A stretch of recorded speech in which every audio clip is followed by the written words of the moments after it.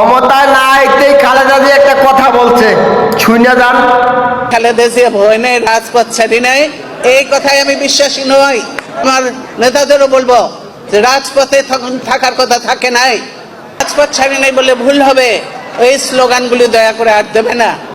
3 বার ক্ষমতায় এনেছি, ইনশাআল্লাহ দেশ দলকে সুন্দর করে গুছিয়ে, কোনো গ্রুপিং লাভিং থাকবে না, দলকে সুন্দর করে গুছিয়ে যারা উপযুক্ত যোগ্য তাদেরকে নেতৃত্ব দিয়ে। নেত্রী যে কথাটা বলছে এটা আমার মনের কথা বলছে। কেন বলছে জানেন?